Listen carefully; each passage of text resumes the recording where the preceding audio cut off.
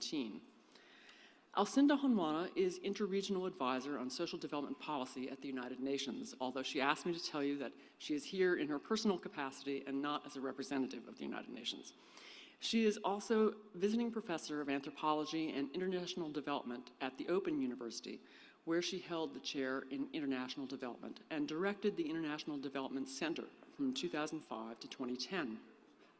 Honwana was also a program director at the Social Science Research Council in New York and taught anthropology at the New School of Social Research in New York and at the University of Cape Town. Alcinda Honwana has carried out extensive research on political conflict and politics of culture, on the impact of war on children and youth, as well as on youth politics, social movements, and political protest. Her latest books include her 2013 book, Youth and Revolution in Tunisia, and her 2012 book, The Time of Youth, Work, Social Change, and Politics in Africa. She's speaking to us today on the titled topic of Youth Struggles from the Arab Spring to Black Lives Matter and Beyond. Thank you.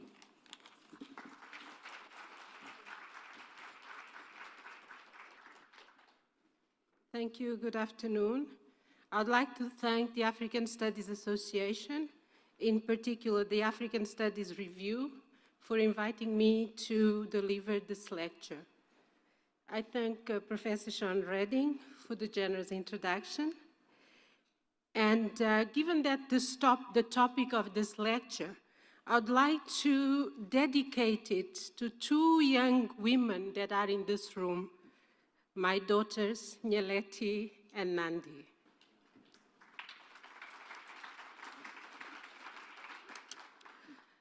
Come, mothers and fathers throughout the land, and don't criticize what you can't understand. Your sons and your daughters are beyond your command. Your old road is rapidly aging.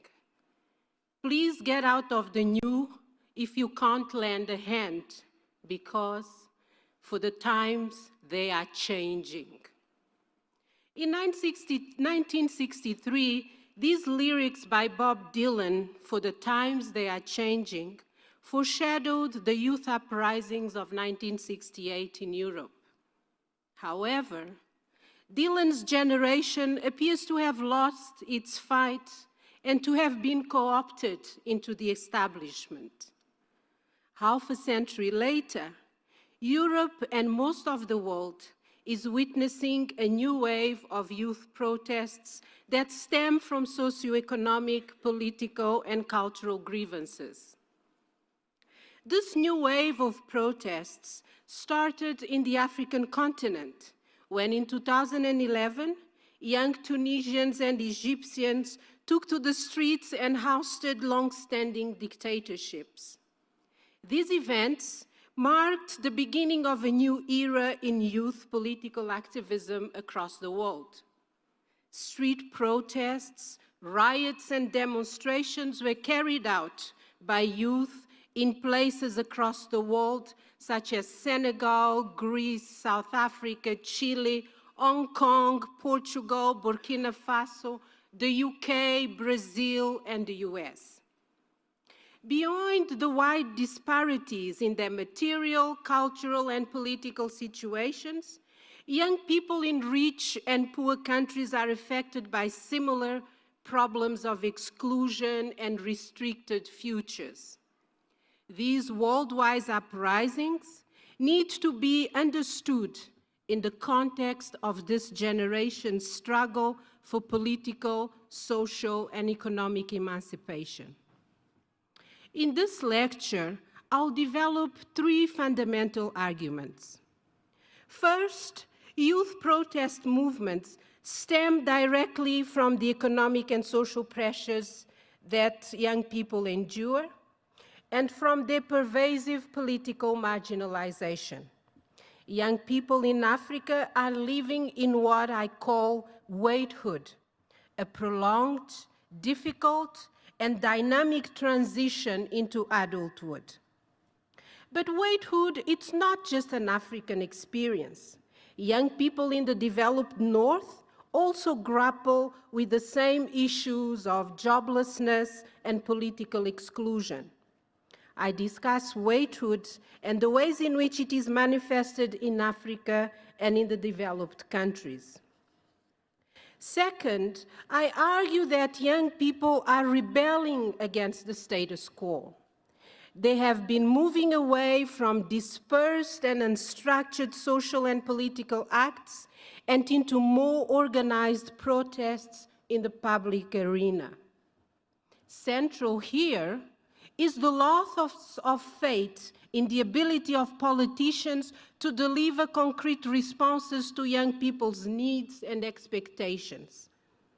The realities of young women and young men's daily lives expose the gap between the promise of equity, individual freedoms, and prosperity, and their experience of marginalization, exclusion, and lack of opportunities. Moreover, they are increasingly aware of the complicity between global and local forces that lead to corrupt governments acting with impunity across the world. And my third argument is that political protest movements continue to impact social and political change, such as the fall of autocratic regimes and the reversal of unpopular government policy.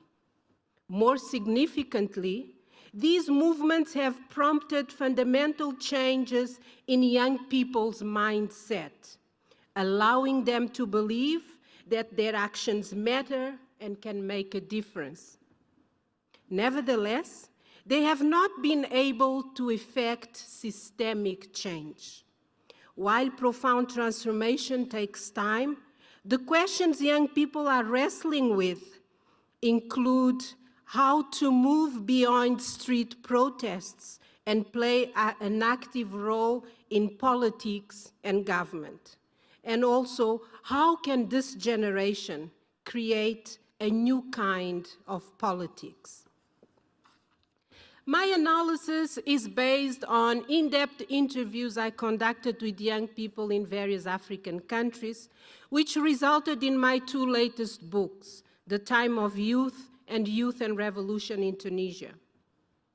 It is also informed by my reading of youth struggles and youth social movements across the globe.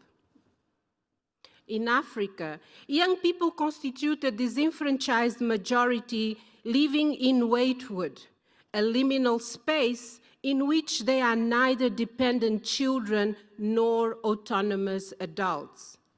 They are largely excluded from major socioeconomic institutions and political processes. Whatever their class background, many youths have no secure jobs and cannot afford to establish families and start their own households.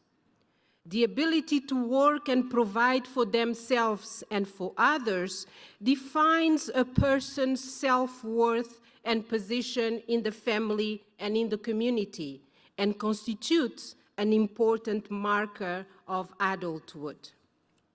The experience of waithood among young people differs by class, gender, and level of education.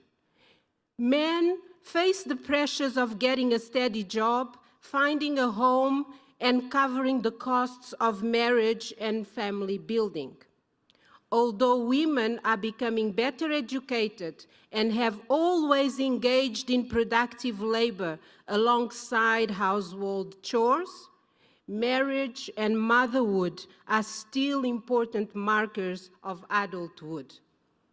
While giving birth may provide girls with an entry into adulthood, their ability to attain full adult status often depends on men moving beyond waithood.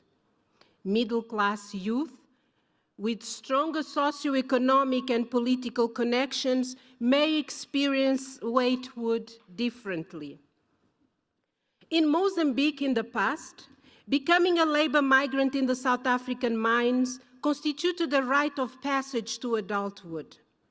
As exploitative as the South African mining sector might have been, these jobs help young Mozambicans to become husbands, fathers, and providers to their families, and in turn, allowed young women to become wives, mothers, and homemakers.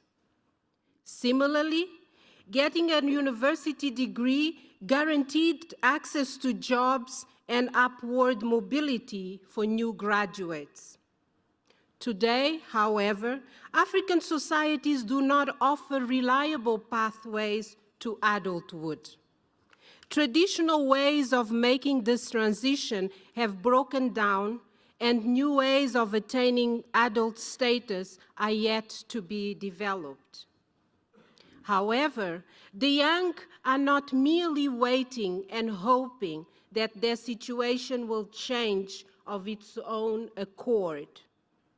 Waithood is propelling them to be more creative and improvise livelihoods outside of dominant economic and familial frameworks. Young people in waithood are creating new dynamic sites for inventiveness and survival. From interviews with young people, in my book, The Time of Youth, I describe the extemporaneous and precarious nature of their lives. Young Mozambicans use the expression, the Portuguese expression, desenrascar a vida, to eke out a living. Young Senegalese and Tunisians use the French word débrouillage, making do. And young South Africans said, we are just getting by. The idea of desenrascar a vida, or débrouillage, situates the waithood experience in the realm of improvisation, of making it up as you go along, and entails a conscious effort to assess challenges and possibilities, as well as plot scenarios conducive to achievement of specific goals. These young people operate like Lévi-Strauss's bricoleur, a jack of all trades who manipulates and takes advantages of circumstances whenever possible to attain his or her own goals. These young people's actions also function like Michel Dissertaux's tactics, or daily struggles that respond to immediate needs rather than long-term strategies designed to achieve broader ends. Young Africans discover and invent new ways of existing in the margins.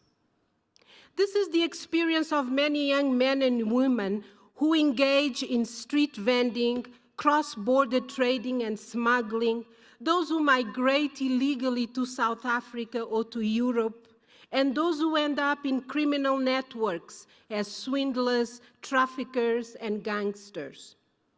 Young women and young men often see little option, but also to use their sexuality as means of gaining a livelihood.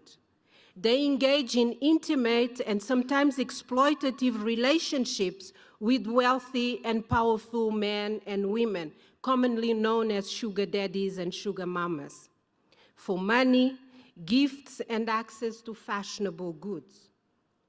Some young people become successful entrepreneurs. Depending on their gender, they have taken up activities such as repairing electronic devices, making and marketing clothing and jewelry, and doing hair and nails. Others are creating new artistic forms, musical and performance forms, making graffiti, painting murals, writing blogs, and becoming savvy internet users. Unemployed and underemployed graduates are taking up jobs usually performed by less educated youth. Meager's work shows that the shrinking formal economy in northern Nigeria is driving more educated people into the informal economy. That in turn pushes out the less educated and leaves them more vulnerable to recruitment by Boko Haram or other groups, violent groups and networks. Ibrahim Abdallah and Abubakar Momo have pointed out to the use of the word youth men in some West African countries to describe the large number of unemployed 35-year-olds or older who are struggling to attain social adulthood. But waithood also represents a period of political marginalization, which deprives young people of the space for political engagement, liberty of expression, and other civil liberties. They complain about political repression, social injustice, humiliation, and loss of dignity and freedom. Many young people see waithood as stemming from national and global policies that have failed to reduce poverty and promote equitable and broadly distributed economic growth. Bad governance, corruption, and the absence of fundamental freedoms compound this predicament. Young people rebel against the widening gap between the rich and the poor and the rampant corruption that they observe as elites enrich themselves at other people's expenses. The concept of waithood can also be applied to the Western context, where in the past decades, young people have increasingly struggled with their transition to adult life. As sociologist or psychologist Jeffrey Arnett has noted, prolonged transitions to adulthood in the West, particularly amongst middle-class youth in the USA, mean that young people today stay in school longer, obtain their first paid jobs later, and start families much later than their 20th century counterparts. Arnett calls this period emerging adulthood, a new phase in the life course characterized by self-focused identity explorations, relative instability, and open possibilities. The expressions boomerang generation and yo-yo generation are used in the UK to depict young men and women who return home to continue to depend on their parents after graduating from college. In Italy, for example, bambuccione, or big dummy boys, is an expression that mocks the growing number of unmarried young men in their mid-20s and 30s who still live with their parents. In Japan, fritas or parasaito chinguru, parasite singles, refers to the growing number of young Japanese who are unable to participate in the labor market and begin their own families. The social reality of increased unemployment and its consequences means that more and more young people in the West can no longer live according to the societal standards for material and social well-being.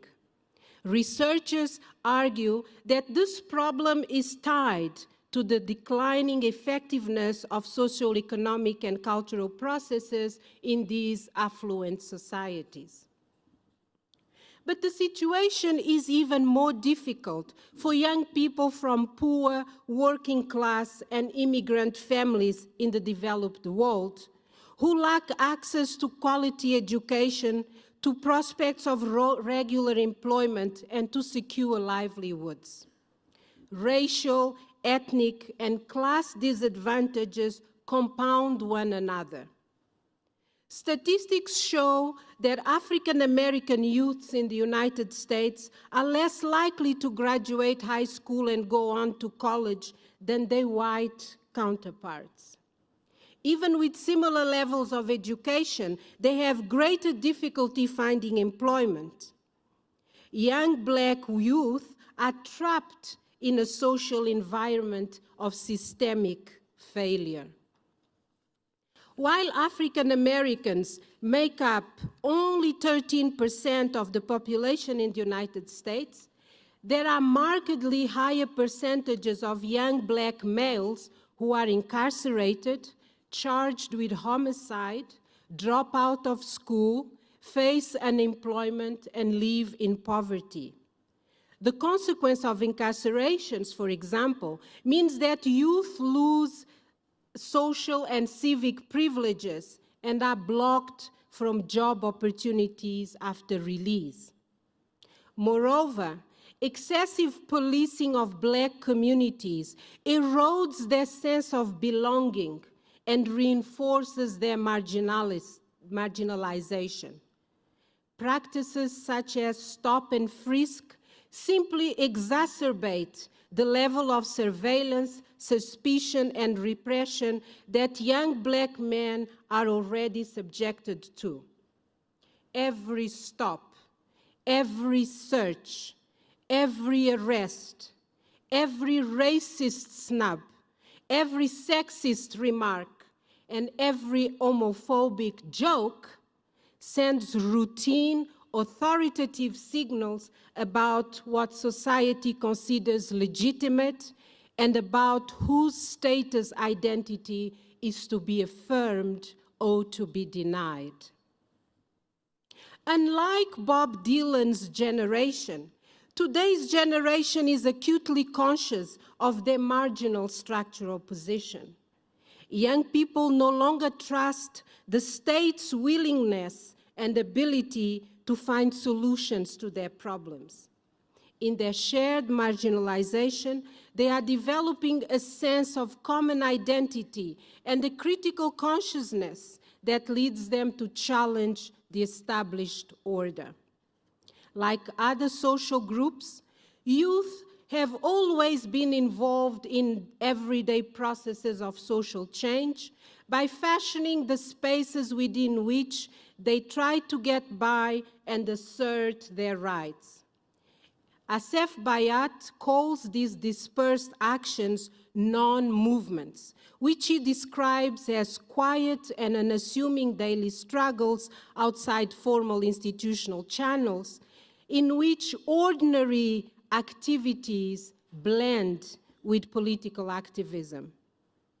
Young women and men engage in civil society associations, in popular culture, in debates through cyber-social networks, and in political demonstrations. If we pay careful attention to the lyrics of their songs, the verses of their poems, the scripts of their plays, and to their discourses and images on Facebook, Instagram, Snapchat, WhatsApp, Twitter, and text messages, we uncover a very strong critique of the status quo. Over the past few years, however, young people from all over the world have moved from a moderate encroachment on the public space to an open and more vociferous takeover of the national political stage. They have been questioning their waithood status and demanding better lives, declaring enough is enough. In Tunisia and Egypt, young people took to the streets to articulate grievances ranging from unemployment and corruption to the denial of free expression and civil liberties. Using slogans such as Ben Ali dégage and dignity and freedom, not bread, the young protesters toppled the long-standing regimes of Ben Ali and Hosni Mubarak in 2011. In Dakar, rallying around the movement Y'en a marre, enough, Senegalese youths voted massively to remove Abdoulaye Wade in the 2012 elections. Similarly, in Burkina Faso in 2015, Le Ballet Citoyen, or Citizens' Broom, led thousands of young Burkinabe in street demonstrations against the government, driving Blaise Compaoré out after 27 years in power. In September 2015, South African university students protested against fee increases that would hinder access to higher education for poor Black students. The Fees Must Fall movement also called for the decolonization of the educational system and for transformation within universities in South Africa to address racial and gender inequalities.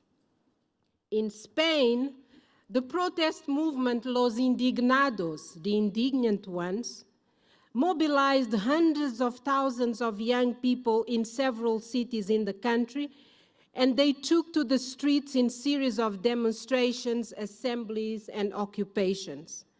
They protested against the political and financial elites whom they blamed for the country's severe economic crisis.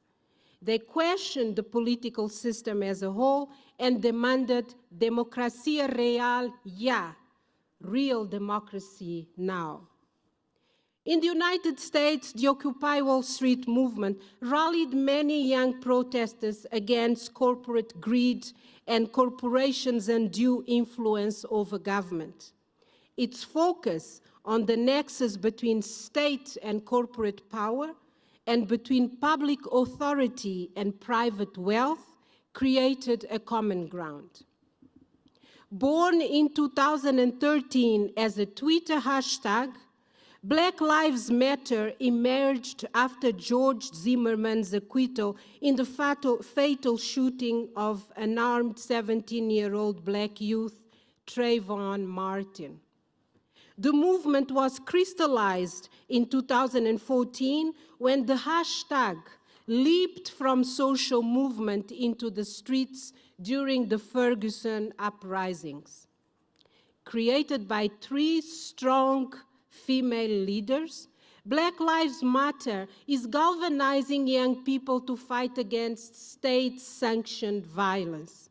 The movement sees social justice in the United States as intrinsically connected to systemic racism and inequality, which in turn results in public school segregation and massive unemployment of Black youth. The movement demands are broad-based, including an end to mass incarcerations, greater investments in education, and employment opportunities for Black youth. Through an unprecedented show of unity, by taking to the streets and braving police, dictatorships have been overthrown. Corrupt leaders voted out, unconstitutional presidential term extensions blocked, and governments forced to reverse unpopular decisions.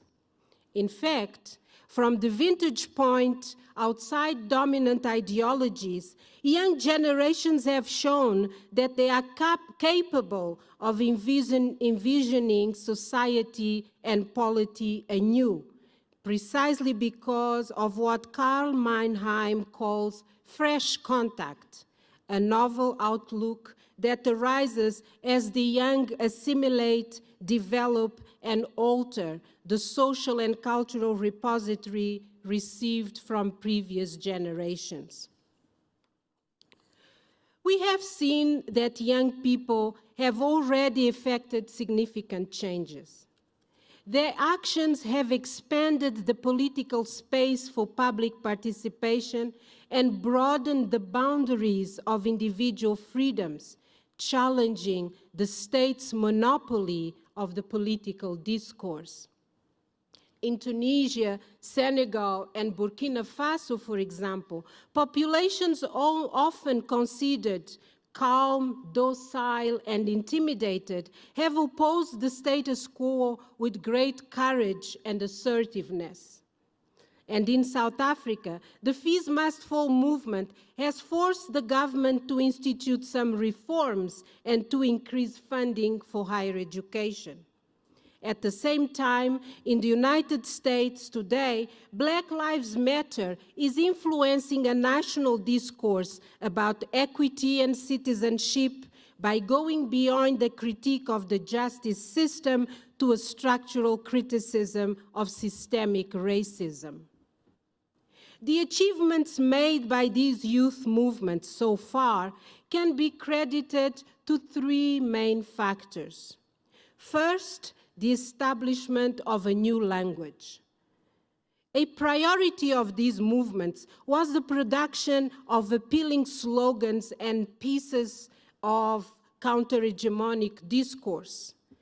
Words and expressions such as enough, dégage, 1% versus 99%, fees must fall, real democracy now, and Black Lives Matter embody simple and accessible messages that young people can relate to. The decentralized processes of production and consumption of language through online environments disrupts established conventions about authorships and enables this new language to be owned collectively. In this way, language has become a key attribute of the identity of these youth movements and not just a tool.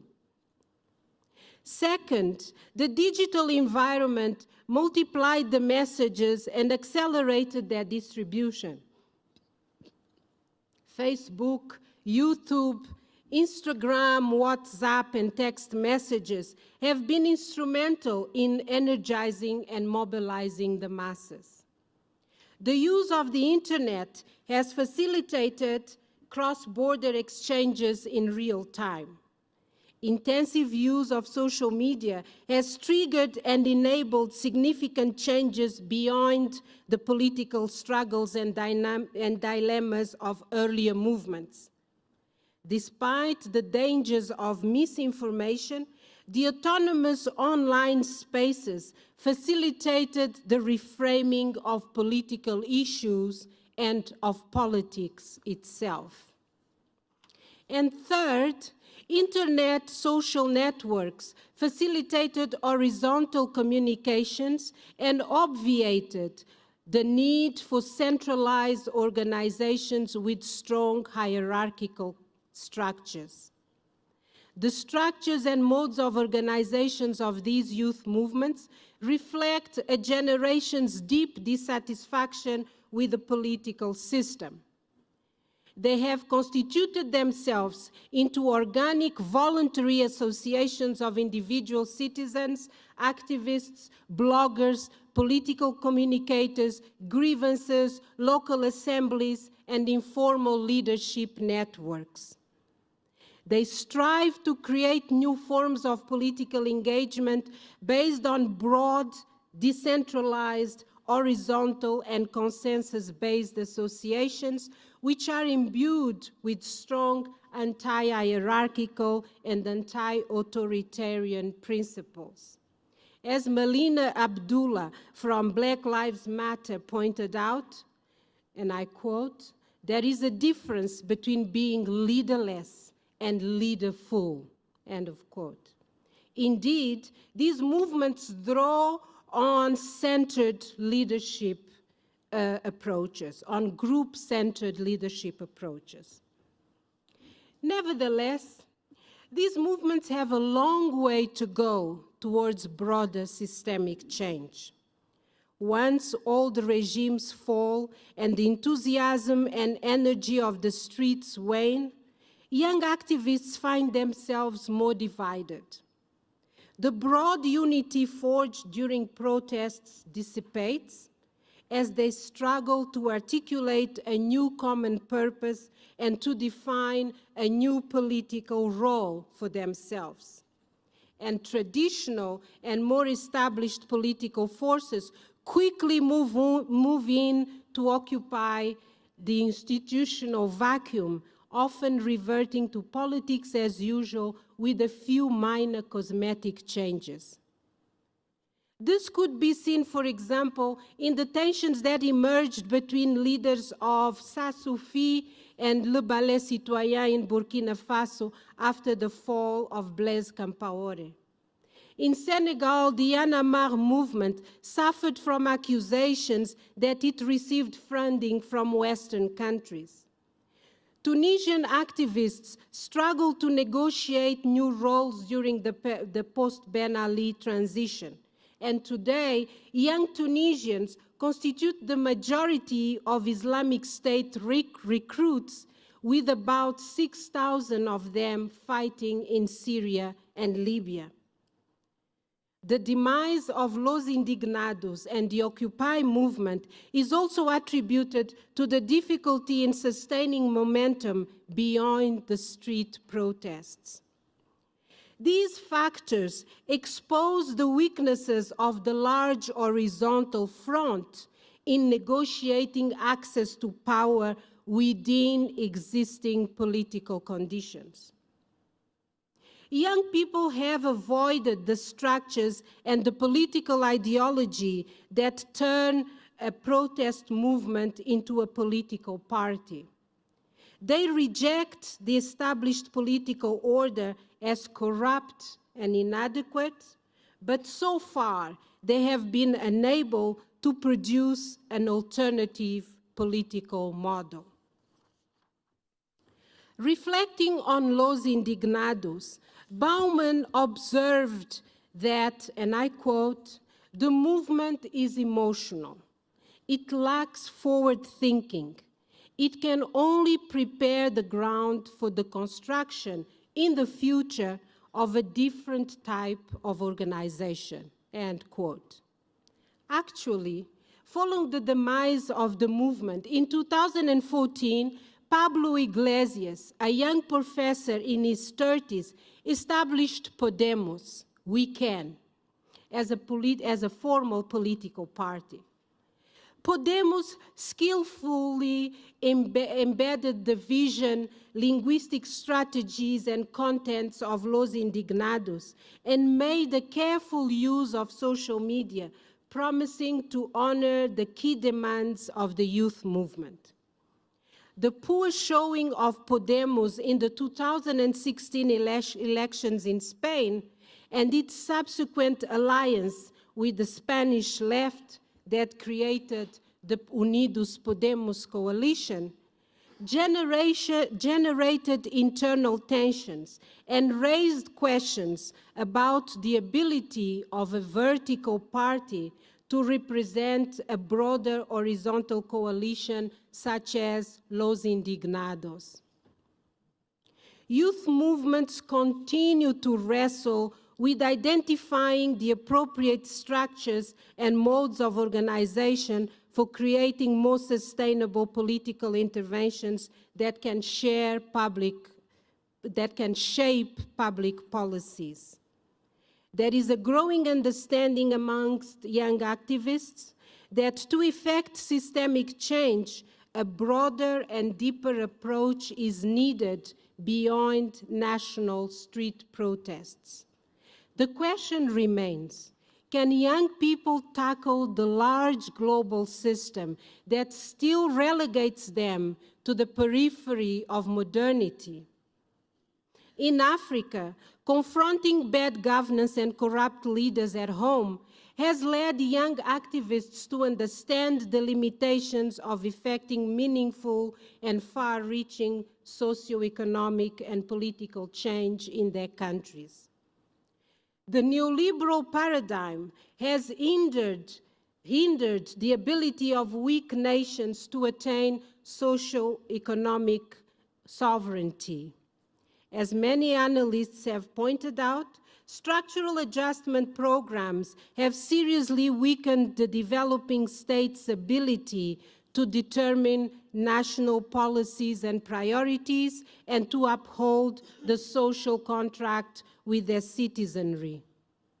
Indeed, neoliberalism diminished the role of the state, replacing public ownership with private enterprise and the withdrawal of the welfare programs. Developing aid is often offered with strict conditions, and those in power in developing countries build close links with the wealthy and powerful in the north. But this is not a novel problem. Already in the 19th century, Russian author and philosopher Fyodor Dostoevsky noted the weakness of the modern ideal of individual freedom for all by identifying the gap between the theory and the practice of liberal individualism. He considered this to be the very torment of modernity, in which individuals educated to believe in lofty notions of personal freedom and sovereignty ended up confronted by a reality that cruelly negated such dreams. Dostoevsky astutely noted that in France, as in other modern societies, the idea of liberté was a reality only for the wealth and the powerful. Today, neoliberalism continues to emphasize individualistic ideals and expects citizens to become entrepreneurs able to repackage themselves to face a dynamically evolving capitalist economy. But capital moves globally, continually, across national boundaries in search of profit maximization, leaving behind and depriving millions of people. Defeat and humiliation have become commonplace experiences for many young people around the world that are confronted with this global capitalist endeavor of profit-making and franchising the individual self. Even established liberal democracies such as the United States seethe with angry disillusionment across class and racial divides. Decades of liberal socioeconomic policies have led to a political system geared to facilitate private money-making. As the Occupy movement put it, wealth is concentrated amongst 1% of the population who dominate society, while 99% struggle. Bernie Sanders echoed this sentiment when he stated that the issue of income and wealth inequality constituted the great moral, economic, and political issue of our time. Racial and ethnic discrimination is also at the center of this debate. In his book, Between the World and Me, Ta-Nehisi Coates eloquently underscores the experience and the struggles of being young and Black in America.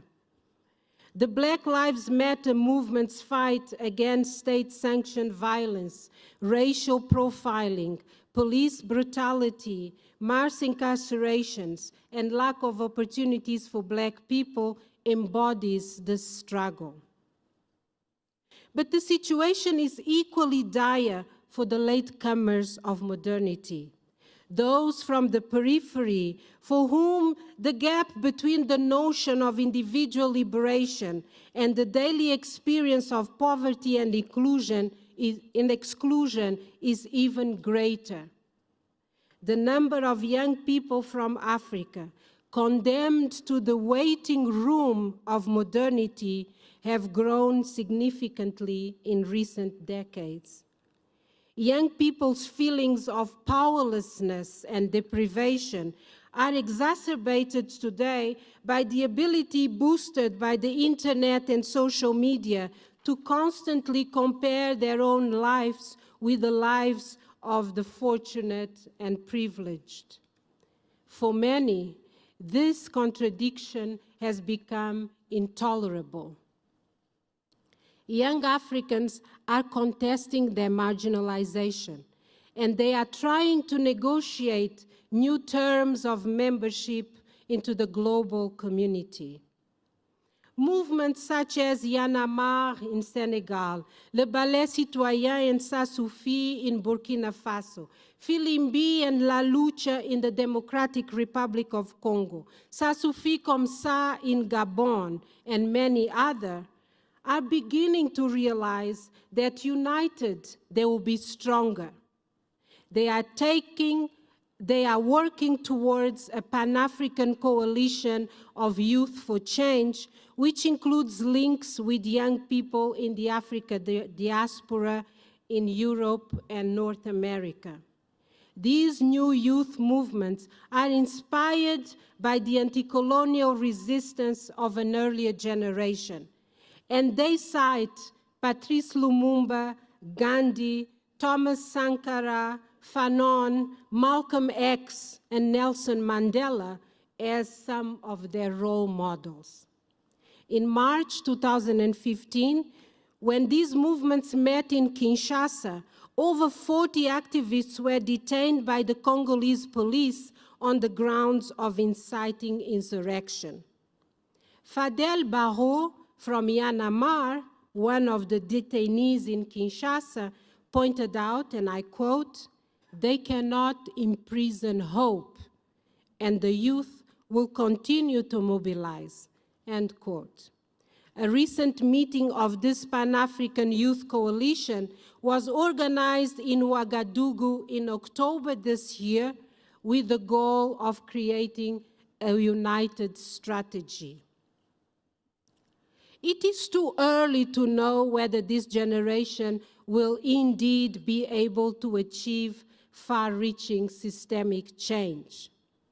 What is clear is the emergence of a strong personal and collective realization that they can be a force for change. It means that this Waitwood generation that may seem to be doomed to lurch between a sense of inadequacy, despondency, and lack of fulfillment is courageously challenging the establishment. Radical and systemic change will take time. It will require more organization, more structure, and a new kind of politics. It might even take more than a generation, but I believe that young people in Waitwood have already started the process. And this, maybe, is where we can find hope for the future of the world. And I thank you very much.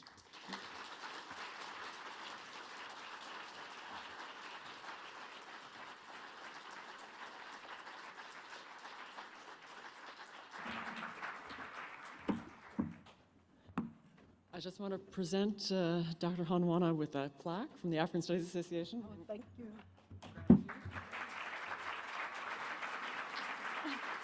And you have a hoodie? That's a nice little fleece. Well, it's a fleece jacket. It doesn't actually have a hood, so you know it's not really a hoodie. And then, of course, a tote bag. What would life be without a tote bag? And yeah, I think Dr. Honwana is willing to take some questions. If anybody wants to ask some questions, I don't know if we have a microphone here or not. But in any event, for the next couple of minutes, she's I think willing to answer some questions if anybody has some. Thank you.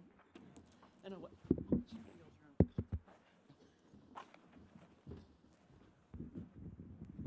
Could I ask you to come down to the front here? There's a microphone down here.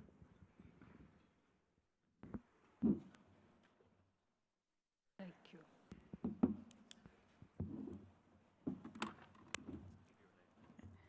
My name is Joya Urezi, and I just wanted to say, Dr. Honwana, I absolutely loved your talk. But my question is, right at the end of your talk, you mentioned the youth movements that are meeting at places like Ouagadougou. If you can tell us a little more about those movements, I think you cited them as sort of the hope for the change, and that somehow they're being able to bridge the gap that you mentioned between being a youth movement and bringing about systemic change. So if you could talk a little more about that. Thank you. Thank you.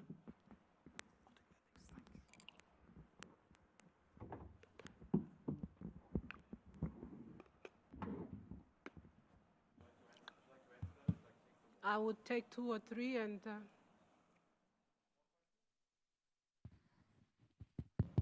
Check, check. Here's one.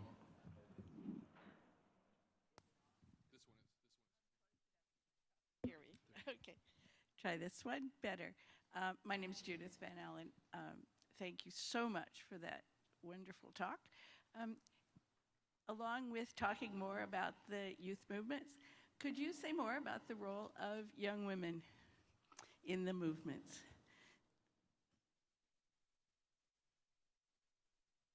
The back there? I got it. I'll come to you in a second. Thank you. I was wondering how we can make sense of the fact that some of the leaders of the youth movements you cite, including Fadel, are themselves quite a bit older than many of the people they're leading and got their starts in protests really a generation before. Identify yourself. My name is Lisa Mueller from Macalester College. Thanks. Boa tarde. Boa tarde aqui.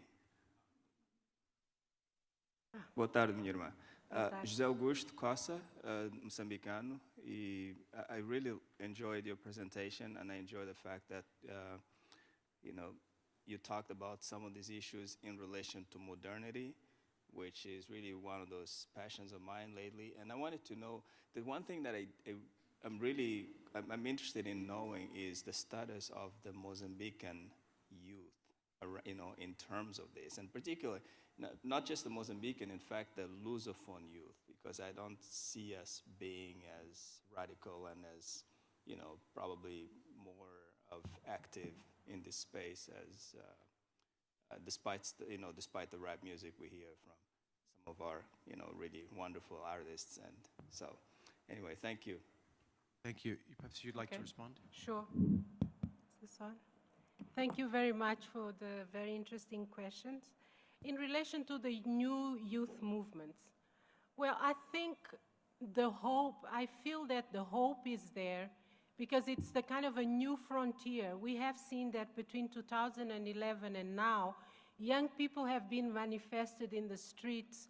Some dictators, some political leaders have been thrown out, but things seem to be going in the same direction. Young people continue to be unhappy because they cannot make that transition. And this alliance of different youth movements across the continent, even across language divides, and the realization that it's not just about internal and country politics, but it's more of a broader systemic situation, might start making young people ask questions and trying to find strategies to move their struggle to a next step. But I don't know how these things will unfold.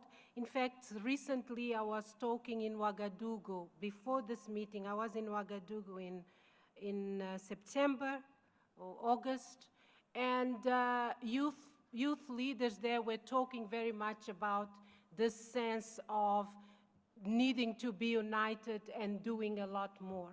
And there is great inspiration also that is drawn from the anti-colonial struggles and how they don't want to appear as an isolated thing that appears in this particular point in time, but it's linked to a whole history of contestation, of resistance in the African continent.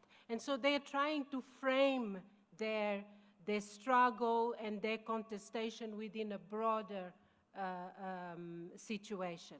So it remains to be seen. I don't have a lot to say about it because it's something that is ongoing. I don't know what happened in the meeting that happened in Ouagadougou. It was last month.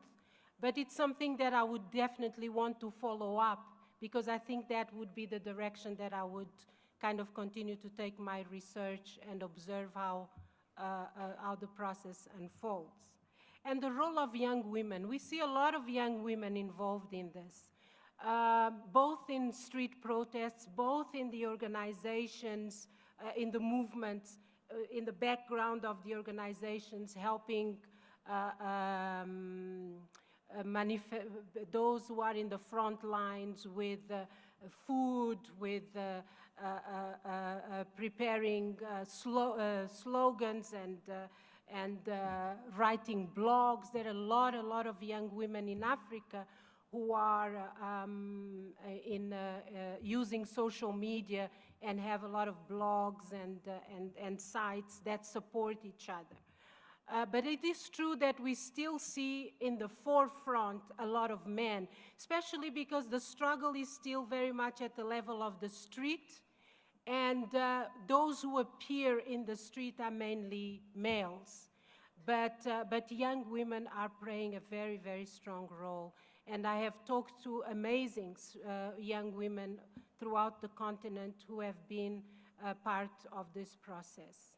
So, and there is a lot. In fact, I'm kind of preparing with, which has to do with some other project that I have, which is just to focus on young women and just focus on what they're doing and how they see, also getting very specific points of views and ideas of how to even increase young women's visibility in these movements.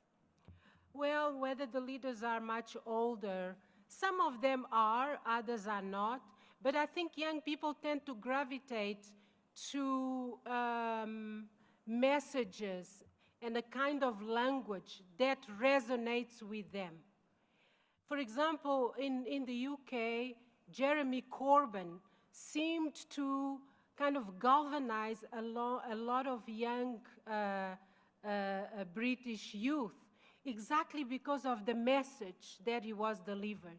I don't think young people are hung on the fact that this is a young person or this is an older person, but it's about the message, it's about the struggle, it's about the ideals, and it's about those aspirations. And we saw also here how young people in America gravitated towards Bernie Sanders during the elections last year. And in relation to the Lusophone youth and the Mozambican youth that my fellow countrymen asked me, you know, it's the same as all over the continent.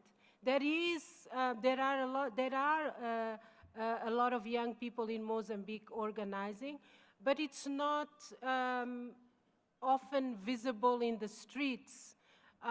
They have a lot of associations, they have a lot of groups that are doing things. The manifestations that come in those periods when, you know, there are periods of hardship when people say enough is enough, like we had the 2008 riots about the increasing prices of gas and food. We had the 2010 riots that blocked Maputo for 3 days. And so, you know, you have those kind of sporadic moments. But I think what is interesting to look at, it's what happened in between those bursts of street protests. And I think there is a lot of mobilizing that is going on that we might not see in the media or in everyday life, but that we see in everyday life, but not in the public sphere all the time. I think one of the sites that we can find this, it's through the social media and the networks and their debates, their images, their discourses, what they're saying to one another, how they understand their situation, the situation in the countries, in their countries, in their communities, etc. So I think there is a lot going on there. Thank you very much, Dr. Honwana. We've actually come to the end of the time slot for the keynote, but please join me in thanking our guest lecturer again. Thank you. And I'm sure as we slowly clear out, she'd be happy to talk perhaps informally with people who have other questions. And please let me take the opportunity to remind you that at 4 p.m. today, the ASR is also sponsoring How to Get Your Article Published panel. And we encourage everyone, particularly emerging scholars, to consider coming and hearing and learning more about the process of peer review and demystifying the process. Thank you.